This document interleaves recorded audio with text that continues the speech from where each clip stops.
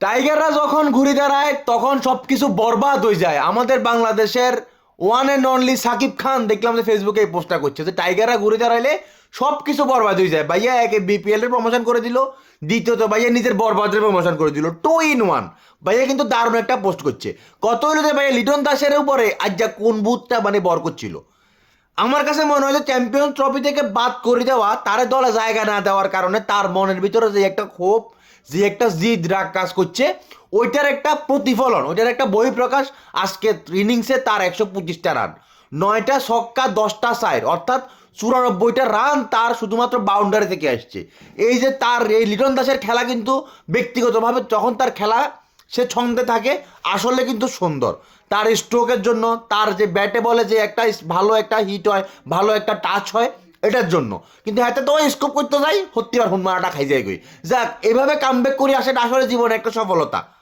বিসিবির কথা তো আর কই লাভ নাই, হেগুনে ফারবেসন ইমনের কোন দিয়ে আনে বলে দিল চ্যাম্পিয়ন্স ট্রফির ভিত্তি কিনলে আনে দিল এই ক্যাসা হলাইয়ারে নাক টিপ দিল দিয়ে দুধ বাইরে হাতের ওয়ানডে ট্রফিতে ওয়ানডেতে খেলবে না মাঝি বইতে। আমি আসলে বুঝলাম না এটার জন্য হাতের পরিবর্তে তার ভালো ভালো অপশনও ছিল। লিটন দাসের যতই ফাইজলামি করুক, যত কিছুই করুক, অন্ততপক্ষে সে যখন দাঁড়ায় খুব ভালো একটা ইনিংস সে করে। মূলত এটা আসলে অস্বীকার করার মতো কথা না। তবে লাস্ট 10-12টা ইনিংসে যদি তোমরা যদি বলো ওডিআইতে, তাহলে হাতের অবস্থা খুবই করুন। তবে লিটন দাসের যে কামব্যাক ভাইয়া, এটা আসলে মনে রাখার মতো। সাথে লিটন দাসের এই সময়ে টাইম সঙ্গতি থেকে আমাদের তানজিদ তামিম, জুনিয়র তামিম, এই ফোলাগা আজকে সেঞ্চুরি মারে দিল। দুইটা ওপেনিংয়ে নামে দুইজনই সেঞ্চুরি। লাস্টে আমাদের যখন 19 ওভার 3 বলের সময় সাব্বির নামলো, তানজিদ তামিম যখন বাউন্ডারিতে ক্যাশে আউট হয়, তারপর সাব্বির নামি প্রথম বলে আবার ছক্কা। আমি ভাবছিলাম সাব্বিরের একটু ব্যাটিং তো উপভোগ করবো আজকে, কিন্তু তামিমে অর্থাৎ জুনিয়র তামিম আর লিটন দাস এই সুযোগটা দিল না ভাইয়া।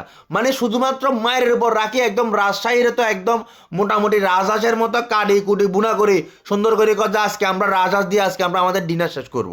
এটা ছাড়া আর কোনো অপশান তারা রাখে না। যদিও লিটন এর আগের ইনিংসে ভালো খেলছে। এখন তোমরা অনেকেই বলতে পারো ভাইয়া লিটন দাসে আজকে যে সেঞ্চুরি করছে, তারপর তানজিদ তামিম যে সেঞ্চুরি করছে, রাজশাহীর আসলে ভালো কোনো বলার নাই তাসকিন ছাড়া। আমাদের তামিম ইকবাল সহ যারা যারা সিনিয়র প্লেয়ার ছিল, আমরা কিন্তু এই রাজশাহীর সাথে জিতার পরে কিন্তু আমরা বলছিলাম যে কিং ইজ ব্যাক, এরকম কথা বলছিলাম। সো আসলে কারোর ছোট করে দেখার মতো সুযোগ নাই। তবে যত কথাই বলো ভাই, সব কিছু কিন্তু আজকে লিটন আর তামিমের ফরে ছিল। সব কিছু তাদের ফরে ছিল। কেন ছিল? কারণ দেখলাম যে ভাই এগুলো সাইড মাইলে মোটামুটি ফিল্ডিং মিস হয়ে যার, ছুটি যার গই, এদিকে যার গই ওইদিকে যার গই, মাইলেই দেখি যে মোটামুটি বাউন্ডারি, মানে সময় ভালো হইলে যা হয় আর কি। ওই সাকিব আল হাসানে একটা কথা বলছিল যে একটা মানে যখন সময় খারাপ যায় তখন নাকি সব কিছু খারাপ যায়, এটা সে বুঝতে পারছিল। আর লিটন দাস আজকে মাঠে বুঝতে পারছে যখন সময় ভালো হয় তখন খুব খারাপ বলটাও শক্ত হয়ে যায়। যাক, লিটন দাসের জন্য শুভকামনা ভাইয়া। এই ধারাবাহিকতাটা বজায় রাখলে ভাইয়া তোমারে ভাইয়া চ্যাম্পিয়ন্স ট্রফি তো বাদ দেওয়ার মতো ক্ষমতা কোনো হাল আর থালা হন্দির আসিল না। যদিও আমাদের লিপু ভাইয়া কিছুটা মনে করো যে মানে অন্ধর মতো কথা কয়, তার যে যুক্তি খোরা যুক্তি এগুলো আসলে পছন্দ হয় না। সাকিব আল হাসানের থেকে নাকি মানে ভালো ব্যাটসম্যান এখনো বাংলাদেশে আছে। হাবি জাবি হ্যান বহুত কথা কইছে ভাই, সোজা কথা কই দিছা বলে এটা আওয়ামী লীগ করে এর লোন শেষ আন্ডারটা মারিল মু।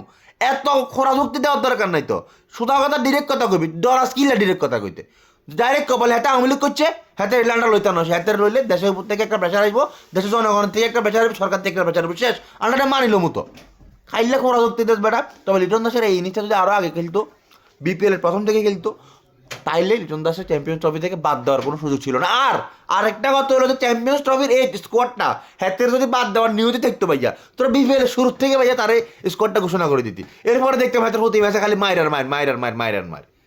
যাক, অনেকদিন পরে অর্থাৎ টানা 6টা ম্যাচ হারার পরে 7 আপ খাওয়ার ঠিক আগ মুহূর্তে ঢাকা কামড়া করে আসতে করে ম্যাচটা জিতে নিছে, তাও 149 রানের বড় একটা ইনিংস। ঢাকার জন্য শুভকামনা, ভালো থাকো। পরবর্তী ম্যাচে কথা হবে। যাক, বহুত দিন ওরা ঢাকা সাপোর্ট করে একটা ম্যাচ জিতলাম। লাস্ট 30টা ম্যাচে বিপিএল এ ঢাকা ক্যাপিটালসের এই লই চতুর্থ জয় হয়েছে। ভালো থাকো, আল্লাহ হাফেজ।